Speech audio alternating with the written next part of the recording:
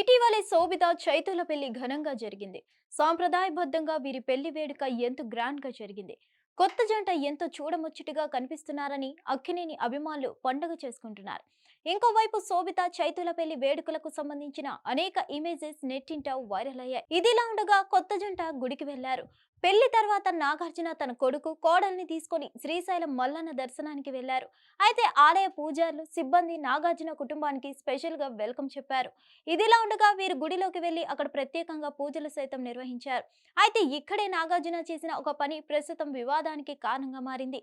Naga Chaitanya wife శోభిత పూజారి చేతిలో ఉన్న ప్లేట్లోకి కుంకుమ పెట్టుకునేందుకు ప్రయత్నించింది. అప్పుడు చైతు శోభితకి కుడివైపున ఉన్నాడు. ఆమె మామ నాగార్జున ఎడం వైపు ఉన్నారు. ఈ నేపథ్యంలో శోభిత బొట్టు పెట్టుకుందామని తల కిందకు వంచగానే ఆమె వెంట్రుకలు ముందుకు జారినట్లు తెలుస్తుంది. అప్పుడు నాగార్జున ఆమె వెంట్రుకల్ని పట్టుకొని బొట్టు పెట్టుకునేటప్పుడు ఇబ్బంది కలగకుండా పట్టుకున్నారు. అయితే కొంతమంది నెటిజన్లు మాత్రం ఇది అవసరమా అంటూ ట్రోల్స్ చేస్తున్నారంట. ఆమె చిన్నపిల్ల కాదు, అందులో కోడలు. ఇలా చేస్తే లేనిపోని ఇబ్బందులు వచ్చేందుకు ఛాన్సెస్ ఇచ్చినట్లు కదా అని కొందరు ట్రోల్స్ చేస్తున్నారు. మరికొందరు అక్కినేని అభిమానులు మాత్రం కోడలంటే కూతురుతో సమానం కాబట్టి కింగ్ నాగార్జున అదే ప్రేమ ఆప్యాయతతో అలా చేస్తుంటారు. అంత మాత్రానికి ఏదో బూతులాగా చూడడం ఎందుకని కౌంటర్లు ఇస్తున్నారు.